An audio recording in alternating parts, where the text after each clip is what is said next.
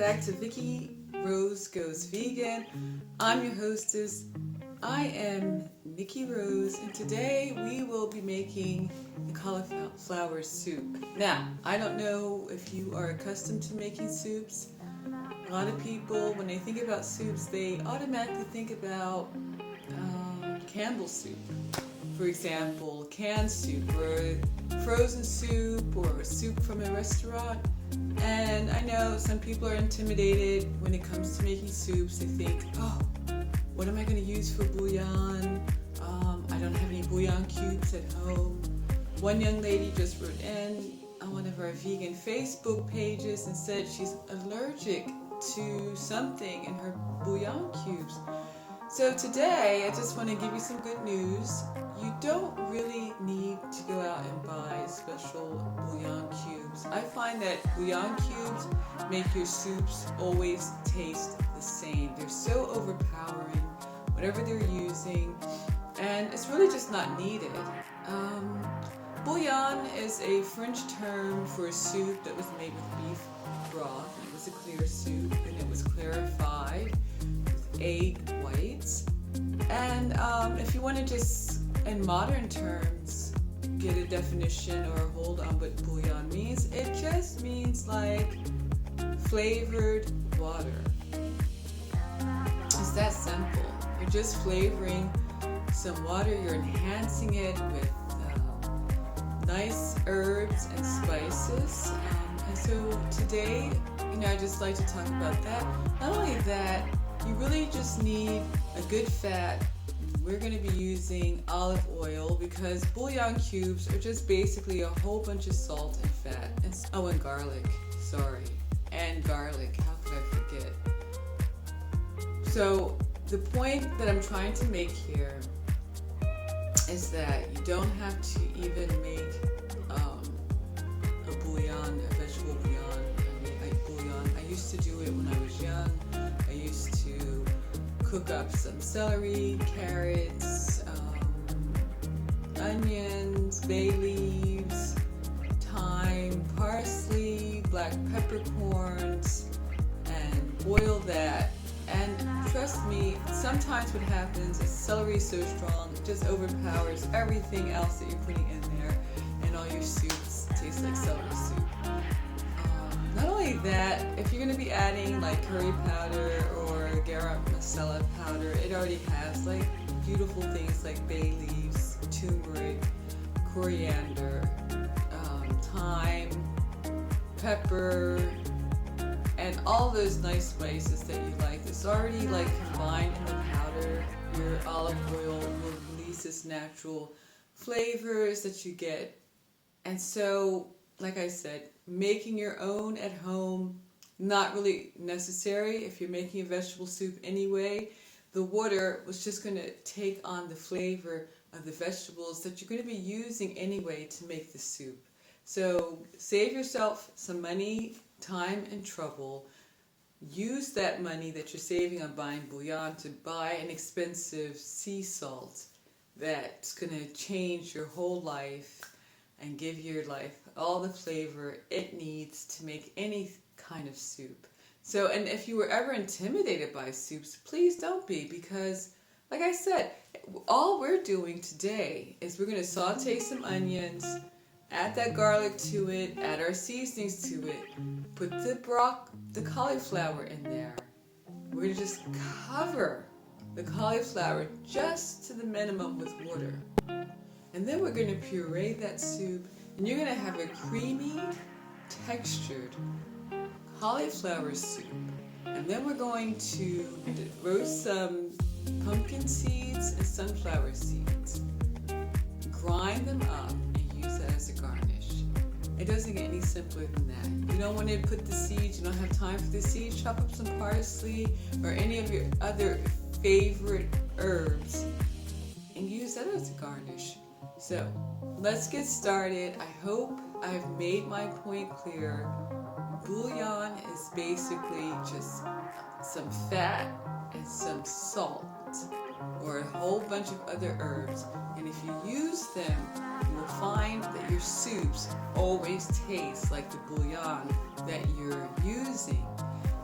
But if you just use a high quality sea salt, the herbs and spices that you want to use for your soups, and the vegetables that you're going to be incorporating into your soups, that's bouillon enough. Okay? Okay, so let's get started. Okay, so I'm allowing my pot to warm up, and I've just added enough olive oil to just coat the bottom of the pot. Okay? And we're going to let that warm up. You never want to really cook anything in a cold pot or pan. So you allow it to come up to temperature, and it's getting there. And then I've already roughly chopped up 2 small to medium sized onions. I'll just give you a look. This is about the size of the onion that I'm using today. So I put 2, and I chopped it up rough because it's a pureed soup. I have my blender here all ready to go. It's a lovely soup for the holidays. It's white, garnish it with something green, and maybe finely dice some red bell pepper at the end to give it that Christmassy red and green look if you like. And so I think my pan is just about warm. Hear that sizzling? And that word translucent, we're just going to saute our onions, or just cook them until they're soft and a little bit like what they call translucent, little see-through, or just change a little bit. So I just you don't have to stir it too much, but you just want to keep an eye on it, because you don't really want your onions to get brown, so they don't get a little bit bitter. So you want to just make sure they don't get a brown tint, if they stay translucent. We'll call that.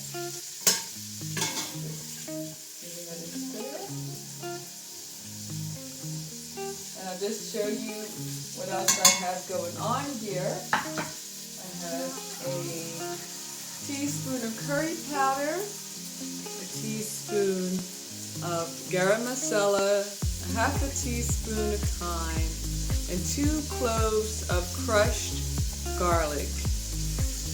And I have here my high quality sea salt, and some filtered water in the pitcher. And of course, our main ingredient today is cauliflower. And if you see the light changing, the sun is shining on me. There we are. And that is just about there. And I will just tell you, basically, to make a soup, like any traditional soup, you need onions. You need onions and you need salt, okay, period. There is no soup without onion. There is no soup without salt. Okay? Alright. Traditional soup, okay? I know there's some wild things going on today in the world of food, but traditional soups, you need the salt and onion. That is looking really good. It's smelling really nice. I'm going to go ahead and add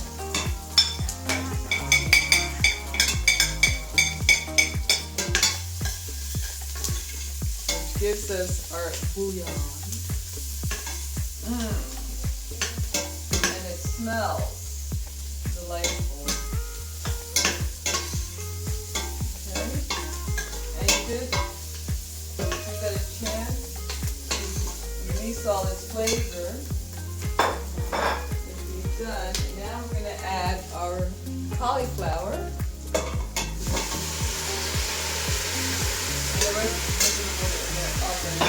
And then I'm just going to go ahead and add the water. And now when I add the water, I'm not measuring it, because what you're going to do, it's just cover it. Just cover it, okay?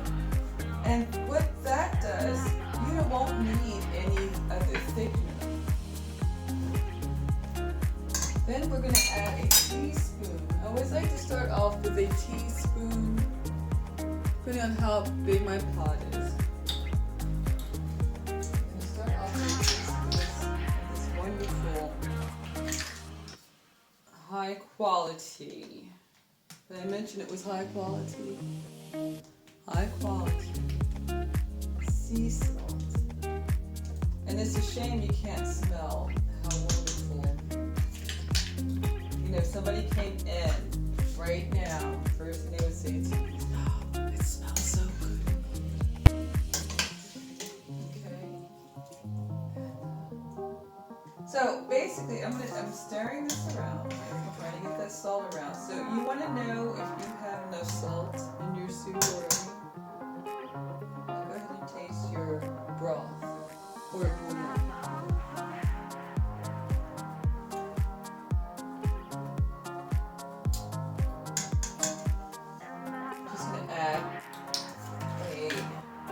Go in with a quarter of a teaspoon. My mom always said you can always add salt, sugar, pepper, but you can't take it away. So it's good just to go a little by little. And we're doing it like this because maybe you're going to have a smaller cauliflower, or a smaller pot, or a larger cauliflower, a larger pot, a little bit more water. So it's just best not to go, you know, sometimes you read a recipe and it always says salt and pepper to taste. Anyway, so when you start to taste the salt, then you're there. Okay? And I start to taste it, so what I'm going to do is now cover my pot. Oh, we're just going to let that simmer, and while we let that come up to a boil and then go down to a simmer, we will get our garnish prepared.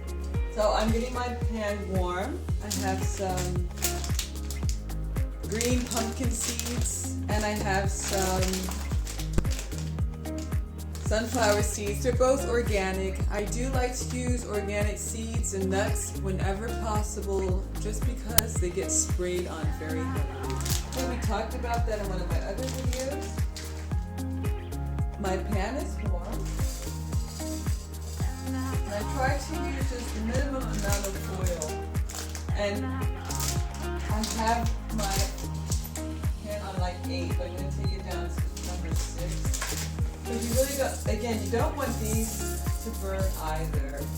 And we're not going to measure it again because we're just covering the bottom of the pan. I want to keep that moving. So my,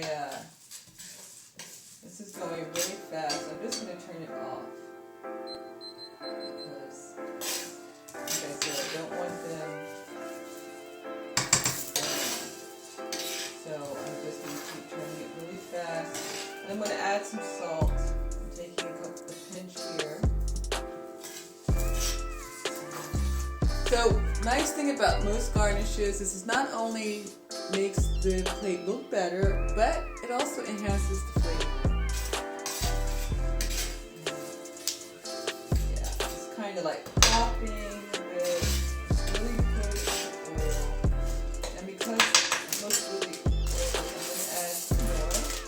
I'm going to put my pan back on and just I have my soup on medium heat and it's boiling away, and just cook it until the cauliflower gets soft. And it doesn't take that long. So I'm going to take one out and see how it's doing.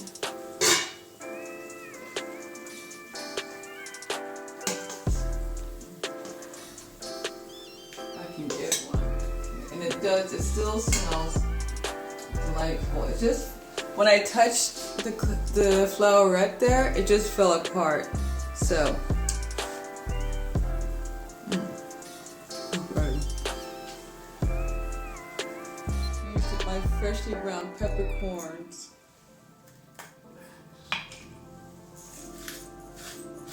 Now some people might just want to use white pepper, but because I use curry powder, it's already going to have a little bit more of a tint. Yeah,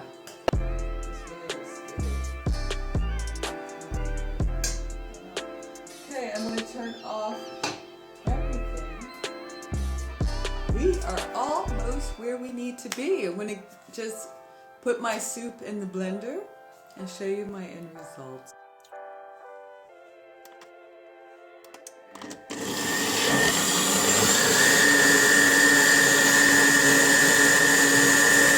Okay, now it's time to plate it up, and I've added some nutmeg. So why should you be eating cauliflower in the first place? Well, cauliflower is very healthy for you. It has something called choline in it, and that helps prevent liver diseases. It helps prevent heart diseases. Here I have grounded up those lovely seeds. I'm going to take that with my hand, and I'm just going to put some right in the middle. Okay? And then I'm going to take my spoon, and I'm going to press down in the middle. Just going to keep turning and turning.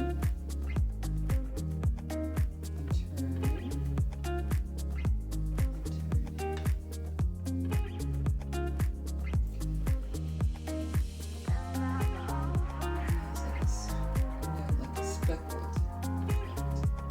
Okay. And then I'm going to go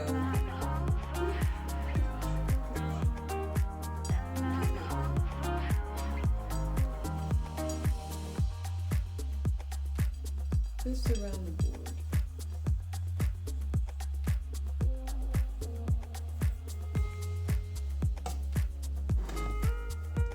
Hello. There it is, my friends. Very beautiful. So why even bother with cauliflower soup? I mean, it's great, it tastes great, but what are the health benefits? Well, it has great antioxidants, which means it helps protect you from things like cancer. It helps you against things like liver disease, heart disease. It also aids in preventing things like dementia and Alzheimer's. So many wonderful health benefits. You should really give it a try, not only for your taste buds, but for your body. It does the body good, really good. Not like milk, it says it does the body good and doesn't do the body good. This really does the body good. Thank you for joining me. I'm Nikki Rose. I'm your hostess at Nikki Rose Goes Vegan. Thanks for joining me. Be blessed, and I'll see you in my next video.